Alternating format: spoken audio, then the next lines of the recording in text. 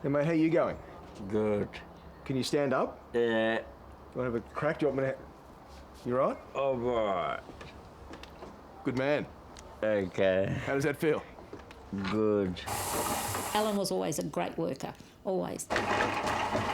He'd rung me the weekend before and said, Mum, I'm working really hard. What is your memory of that day in Queensland? Oh God, none.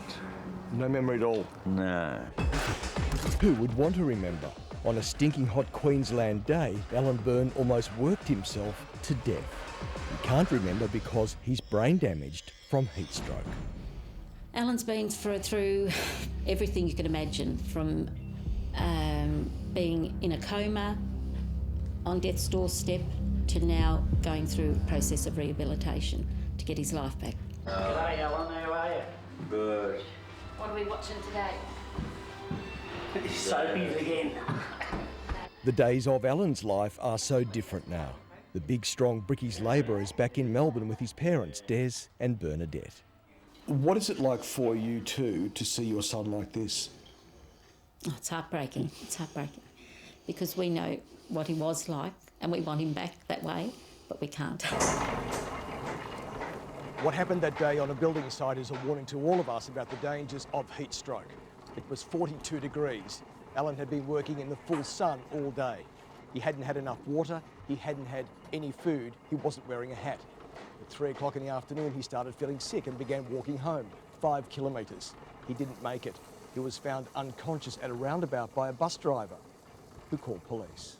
This in Queensland said, he's critically ill, you need to get here. But don't come here, go to Townsville because we're airlifting him because he's critically ill. So we just went into panic. We're all just shaking and crying. When Des and Bernadette arrived at Townsville Hospital, their son was in a coma. It hit us, didn't it? Yeah. Saw our son there, dying really. They told us he was dying, on total life support. Total life support. There wasn't one part of his body that wasn't on some machine. Tell me what happened to your son's body. It completely shut down. Everything shut down. His body, well, it boiled. It boiled. And even they told us the bone marrow boiled. It was so overheated. And his body temperature was 42 degrees. That's why he couldn't, they said he wouldn't live. In Alan's case, the employer has failed to ensure that he was adequately hydrated and protected from such extreme conditions. Karen Simpson from Slater and Gordon in Brisbane is Alan's lawyer. His case is now one of Australia's biggest work cover claims. It's certainly a catastrophic size claim. Because of the lack of residual earning capacity for Alan, it will result in very significant monetary compensation for him. One of the surgeons said, you don't know what's happening to you until someone comes up behind you with a baseball bat and goes whack, and that's it, and you're down.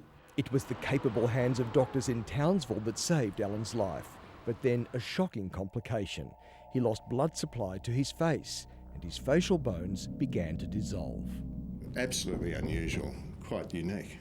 Associate Professor Andrew Heggie specialises in facial surgery.